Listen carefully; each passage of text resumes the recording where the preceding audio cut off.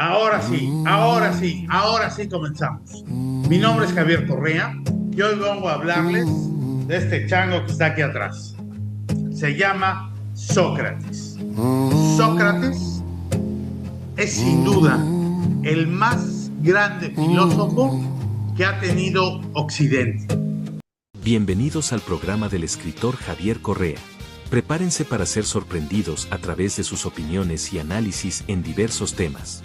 Libros, historia, ciencia, cultura, literatura, pintura, artes, política, religión y muchas cosas más. Bienvenidos. Los dejo con su anfitrión. ¿Por qué? ¿Por qué digo Occidente? Porque lógicamente Oriente tuvo a Confucio, tuvo a Buda, y aunque Confucio sí fue un filósofo y Buda una suerte de emisario religioso, pero también se puede decir que es una filosofía, porque el budismo es más una filosofía que religión. De todas maneras, les voy a hablar de Sócrates. Otro día hablaremos de Confucio y otro día hablaremos del mismísimo Buda, que al dicho sean de paso, son mis tres filósofos favoritos y los únicos que yo pienso se deberían de enseñar. ¿Por qué? Porque la filosofía siempre es horrible, siempre es cansada. Hay que aprenderse las tarugadas que dijo Kant, o luego las tarugadas que dijo Heidegger, o luego las tarugadas de Schopenhauer que lo estudió con Kant. Y así, bueno, hasta Kolakowski es carente. ¿Por qué? Porque estos filósofos que nos hacen estudiar, que nos hacen aprender de memoria, que si Descartes dijo esto o lo otro, no, no resuelven nada, no resuelven la vida, no tienen la propuesta clara para desentrañar el misterio, el sentido. Entonces, yo digo que no valen la pena. Vamos a empezar a hablar de Sócrates y por qué es tan grandioso. Según Plutarco, cuando nace Sócrates, el papá de Sócrates va a ver al oráculo de Delfos. Va a ver al oráculo de Delfos. No queda claro si porque nació Sócrates o por otra cosa, y le pide consejo. Y el consejo del oráculo de Delfos es que deje crecer a Sócrates a su aire, sin oponerse a su voluntad ni reprimirle sus impulsos. Sócrates nace en Atenas y vive ahí prácticamente toda su vida. Sí sale porque va a algunas guerras y va a otras cuestiones, pero 2/3 de su vida se la pasa en Atenas, y Atenas era una ciudad-estado. Y a esta ciudad-estado Sócrates siente que le debe todo. Sócrates ayuda en muchos sentidos a formarla. Y Sócrates es un enamorado de Atenas. A Sócrates le toca vivir quizá la más, la más espléndida de las épocas de Atenas, de toda la antigua Grecia. Sus papás, él era, él era cantero, hacía esculturas, hacía pisos, columnas. Su mamá, una comadrona. ¿Qué es una comadrona? Aquella persona que ayuda a las demás a parir, a tener sus hijos. Uno de los parientes más ilustres que tenía Sócrates es Arístides. Y Arístides fue famoso porque le tocó administrar la Liga de Delfos. Y la Liga de Delfos eran una serie de ciudades-estados que estaban al norte de Atenas, que se estaban de alguna manera conjuntando. Hizo una labor de honradez bárbara, tanto que incluso Herodoto, años después, lo llama el hombre más justo. En su tiempo también lo apodaban el justo. En cuanto a la educación, Sócrates recibe la misma educación que la común que tenían todos: literatura, música, gimnasia. Y de hecho al principio empieza a trabajar con el papá e incluso hace algunas estatuas, pero pronto ve que no es lo suyo. Se topa con un filósofo que se llama Arquelao, y este Arquelao le empieza a seducir el oído con el amor a la filosofía. Y ahí es donde Sócrates descubre su verdadera vocación. Se casó un par de veces, la última vez con una mujer que se llamaba Jantipa, y esta Jantipa era de una familia noble. Y recordemos que, no recordemos, les voy a decir, Sócrates era una celebridad en Atenas. Era una verdadera celebridad. No sé con quién compararlo aquí en México en la cultura. Era como Octavio Paz, como Carlos Fuentes, como Carlos Monsiváis. De ese tamaño era de popular, pero era muy simpático, a cambio de los nuestros, que no siempre fueron muy simpáticos. Muy bien, y entonces se hace el matrimonio con Jantipa, pero esta Jantipa tiene por lo menos 30 años menos que Sócrates. Y pasa a la historia esta mujer muy famosa, ¿por qué? Porque maltrataba a Sócrates. Sí, esta mujer maltrataba al más grande filósofo de Occidente, o quizá al más grande de los filósofos. Así fue. Su vida estuvo llena de obediencia y de servicio a Atenas. Fue obediente siempre y trató de evitar la política. Trató de evitar la política, pero no siempre pudo. Y tuvo que presidir una asamblea que juzgaba a unos generales marítimos que habían ganado la guerra.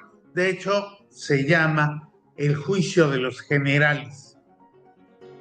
Y así, a grosso modo, es que hay una guerra de Atenas, estos van con su flota marítima, es la guerra del Peloponeso, ganan la guerra, pero cuando vencen en la guerra, se desata una tormenta brutal y los generales se regresan. Se regresan habiendo dejado a varios de los suyos en esa batalla. Los abandonan para salvaguardar sus propias naves y sus vidas. Los acusan por no rescatar a estos marineros hundidos. Los acusan de negligencia. ¿Quién los acusa de negligencia? Como siempre, unos politiquillos que lo que querían era nombre, unos demagogos. Pero sucede que la asamblea decide juzgar a los 8 capitanes juntos, lo cual, según las leyes de Atenas, no era correcto. Deberían de haberlos juzgado uno por uno, no en conjunto. Y entonces Sócrates encuentra en esta injusticia la manera de despedirse y decir, yo no participo aquí. Al final del juicio, ejecutan a 6 de los capitanes. Después de que van los capitanes, les ganan la guerra, todavía regresan y ejecutan a 6. Este juicio es visto como un ejemplo de que la democracia ateniense ya había dejado de funcionar. ¿Por qué había dejado de funcionar? Porque la democracia, como la democracia en cualquier lado, no se basa en los méritos del dirigente, se basa en el carisma, en la astucia, en la argucia, en la corrupción. Por ejemplo, a nosotros nos pasa con nuestros presidentes actuales, con el anterior y con la presidenta de ahora. No es que sean los más capaces, pero fueron los más astutos, los más corruptos y lograron llegar en su camino para allá. Igual en Estados Unidos. No es que Trump sea el hombre más capaz para gobernar Estados Unidos, pero la democracia permite en sus fallas que estas personas lleguen a ser los gobernantes de los pueblos. Sócrates sirvió en el ejército como soldado de infantería, lo que se conocía como un hoplita. También participó en la guerra del Peloponeso contra Esparza, otra vez. No, Esparza no, contra Esparta, y demostró gran valor y después participaría en otras guerras. De hecho, en la batalla de Potidea, cuando Sócrates tenía como 40 años, le salva la vida a uno de sus discípulos, Alcibiades, y 10 años después, en la batalla de Anfípolis, es Alcibiades, en el año 422 antes de nuestra era, que le salva la vida a Sócrates en la batalla. Así es que amor con amor se paga. Fue maestro de Platón, lógicamente, quien a su vez fue maestro de Aristóteles. Y también fue maestro de otros, de muchos otros. Pero estos dos, junto con Sócrates, son la trilogía de los filósofos emblemáticos de Atenas. Por supuesto, Sócrates no escribió nada, no dejó nada de su filosofía en letra. ¿Por qué? Porque para él, un poquito como los druidas, la escritura era prácticamente letra muerta. ¿Por qué? ¿Por qué creía esto? Porque de lo que una vez está escrito, ya no se podía mejorar ni se podía implementar el texto. El texto quedaba así y toda su filosofía era contraria a esta idea. Su filosofía era bíblica. Platón es el que recupera en su libro Los Diálogos de Platón algunas de las enseñanzas y de los encuentros que tenía Sócrates, en los que ejercía e ilustraba a los jóvenes y a los viejos, a quien quisiera oírlo en la tele. Es por mucho el padre de la filosofía política, es el padre de la ética. Y durante su obra, durante lo poco que tenemos de su obra, trata temas de importancia humana. Es la principal fuente en muchos temas importantes de lo que sería la filosofía occidental hasta nuestro. La filosofía. Bueno, este hombre fue tan importante que los filósofos de antes fueron llamados presocráticos. Es Sócrates antes y Sócrates después. Y este hombre, ahorita les platico un poquito, era un hombre completamente austero. Casi siempre traía la misma capa, la misma ropa, y bebía y comía, según Antifón, como esclavo. Dice Antifón, ningún esclavo querría ser tratado como Sócrates se trata a sí mismo. Desde muy joven este Sócrates llamó la atención porque era agudo de razonamiento, era súper inteligente, era rápido en la respuesta, era sagaz, era mordaz, era irónico. Así que se volvió pronto el ojo de las miradas. Como no creía en dejar escritos, él creía que había una superioridad, y yo también coincido con él, que la hay. Hay una superioridad en la discusión sobre la escritura.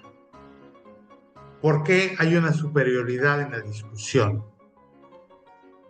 Porque cuando uno está debatiendo algún tema, está hablando de un tema, o está defendiendo algún tema, siempre vienen nuevos razonamientos, o la otra parte ofrece nuevas visiones, otras concepciones. Me acuerdo mucho de mi difunto amigo Abdón Ormeña. Abdón también era un lector bárbaro y me acuerdo mucho de nuestras pláticas.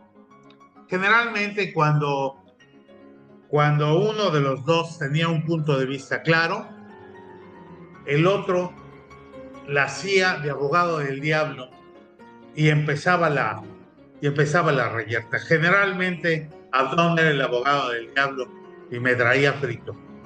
Y entonces si yo decía fuego, él decía hielo. Y entonces en el diálogo y en tratar de defender él el hielo y yo el fuego, encontrábamos o nacían o creíamos o desarrollábamos o brotaban nuevos conceptos, nuevas ideas que iban enriqueciendo nuestro pensamiento. Una cosa así hacía Sócrates con su dialéctica. Y él hacía estos diálogos en los mercados, en las plazas públicas, en las fiestas, en todos lados donde lo dejaban. Sócrates empezaba a filosofar con esta suerte de dialéctica y estas preguntas que iban increpando a los escuchas, a los alumnos, a los discípulos, a los que estuvieran oyéndolo, preguntas para ir sacando más y más y más del tema y hacerlo a uno también racionar sobre eso.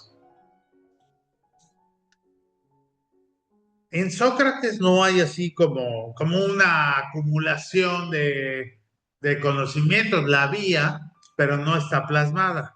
Lo que hacía Sócrates era que revisaba estos conocimientos y a partir de los diálogos y encuentros se construían unos nuevos conocimientos más sólidos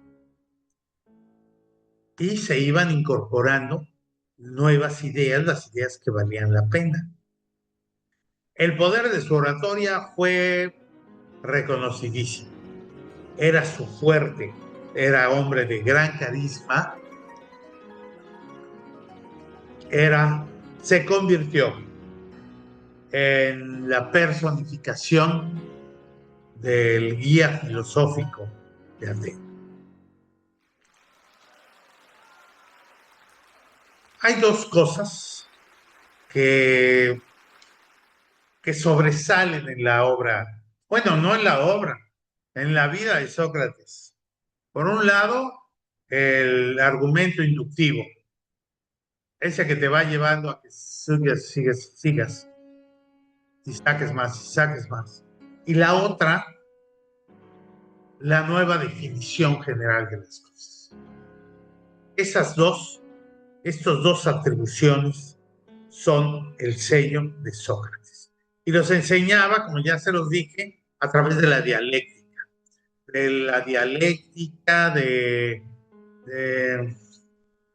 Bueno, que la dialéctica pues es una forma de pensamiento que trata de desarrollar el pensamiento mediante un conflicto de cosas antagónicas. Y entonces, cuando presenta unos dos cosas antagónicas, en la dialéctica, el desarrollo lleva a de esa contradicción, lleva a una síntesis o a una superación del problema de los opuestos. Esa era la marca de Sócrates. Después de que se planteaba cualquier proposición, él empezaba con preguntas sin respuestas. A quien le interese lo puede ver en los diálogos de Platón. Y este Sócrates, preguntando así, preguntas y respuestas de algún tema, iba avanzando e iba construyendo pensamiento, estructura, etc. Platón mismo, al final, adoptó este método. ¿Por qué? Pues era el discípulo de Sócrates. Así que Sócrates, a diferencia de los demás, o de la gran mayoría de los filósofos que conocemos, no llegaba y expresaba su opinión y su visión del mundo y decía, no, la vida es así porque bla, bla, bla, bla, bla, bla. No. Para él la vida era discutible, no había una cosa fija e iba mejorando con el intercambio de ideas. Otros filósofos, los demás, casi todos, dicen, esta es la vida, se trata de eso y de esto. Y todos estos filósofos que llegan con su tarugada de, esto es la vida, nunca funcionan, nunca resuelven nada. La mayéutica que pues, es este proceso de Platón de buscar con el diálogo, con las preguntas,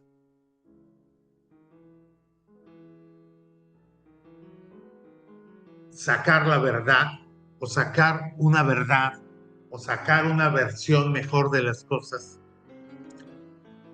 Esto se le conoce como mayéutica, a lo que hacía Platón. De que si tú le decías, bueno, yo creo en la libertad, él te decía, bueno, ¿pero qué es la libertad? No, pues la libertad es hacer lo que uno quiera. Bueno, él te decía, es hacer lo que uno quiera, pero incluso lastimando a los demás, ofendiendo a los demás, pasando por los demás. Y entonces tú tenías que decir, bueno, no, la libertad es hacer lo que uno quiera, siempre y cuando uno no moleste a los demás, bla, bla, bla. Y así te iba llevando poco a poco, con esta forma, a que tú pulieras la idea o a que tú formaras una nueva idea de lo que estabas pensando. Esto se llamó mayéutica. ¿Por qué se llamó mayéutica? Porque viene derivado del término griego para parir. Y probablemente Sócrates lo llamó mayéutica porque su mamá era una partera. Entonces, a partir de entonces, la mayéutica es el más grande mérito de Sócrates. Es este método inductivo que le permitió llevar a la resolución de problemas con preguntas lógicas. Así se construyó el más grande filósofo del mundo.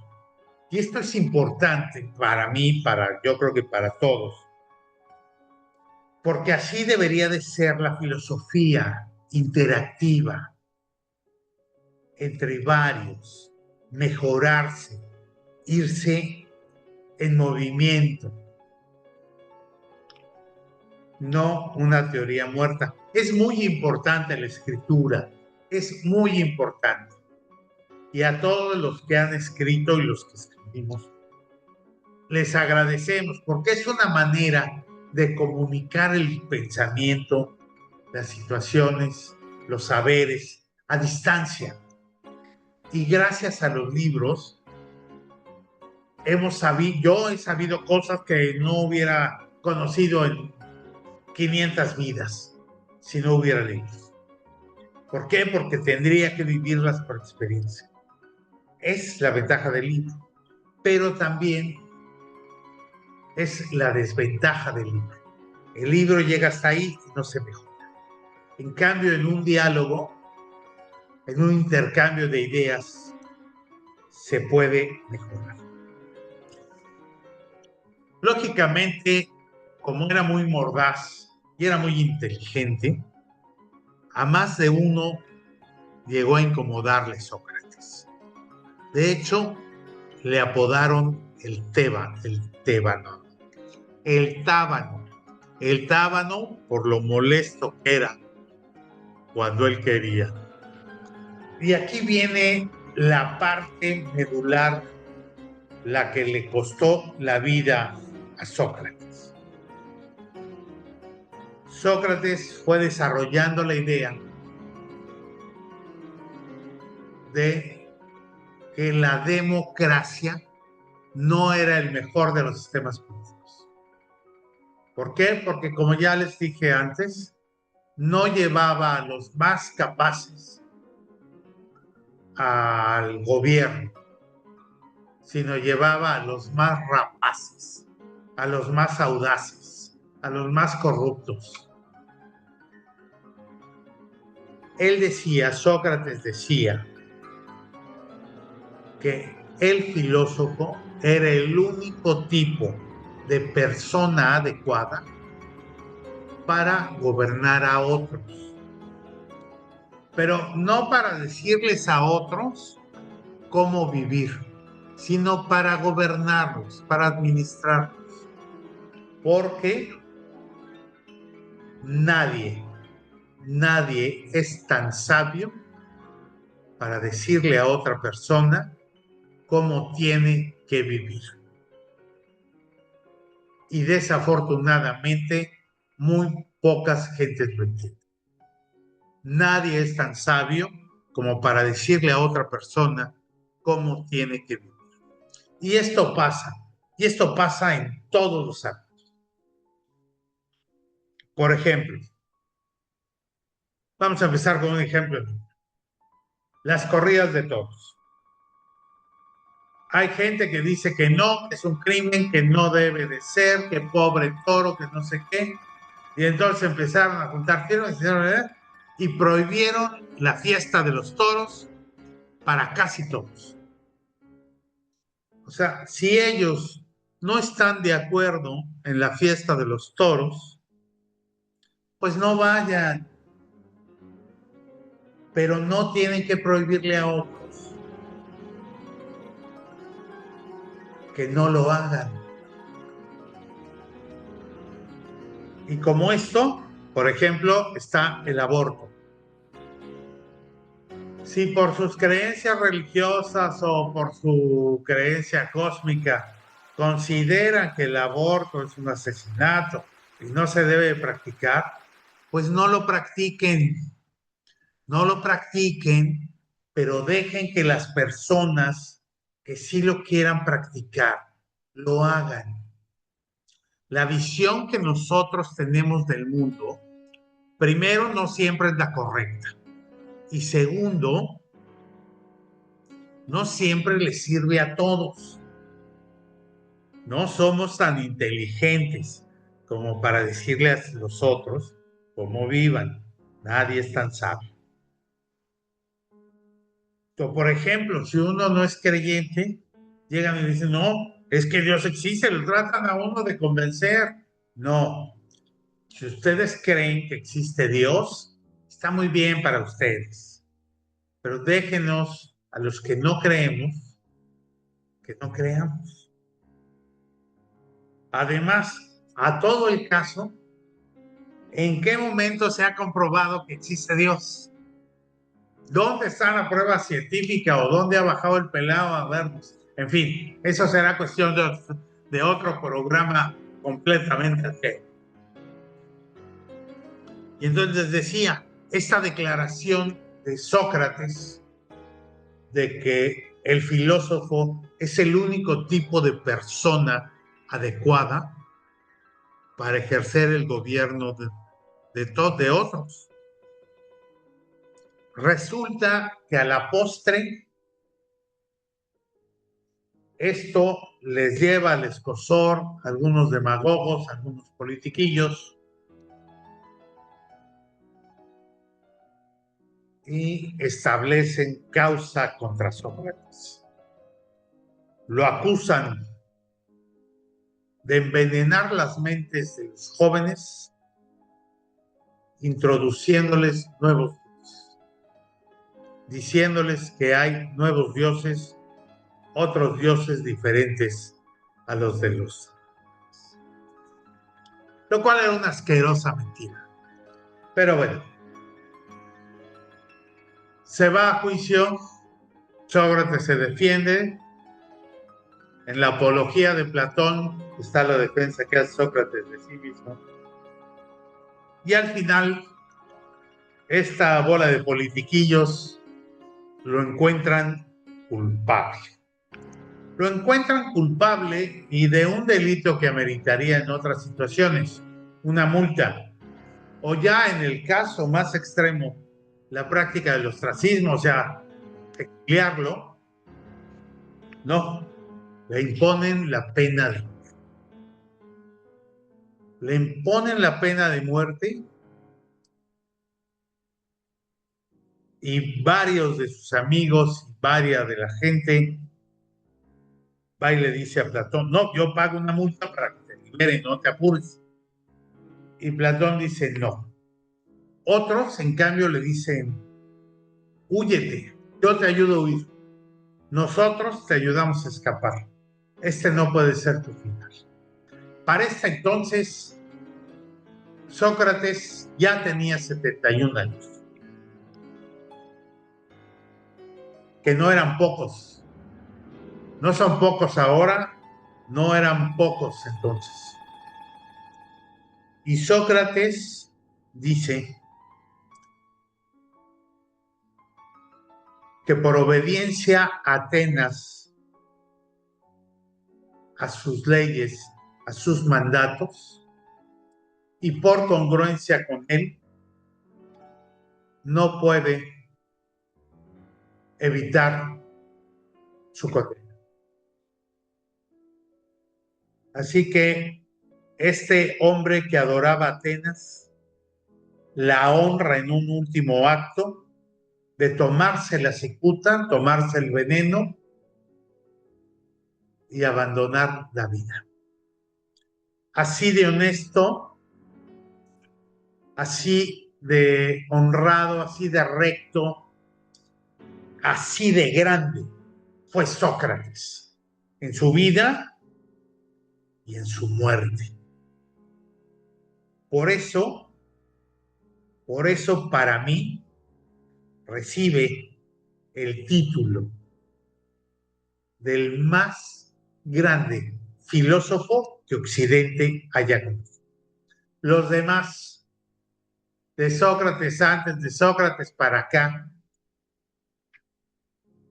incluido Aristóteles, a mi gusto, sirven para nada.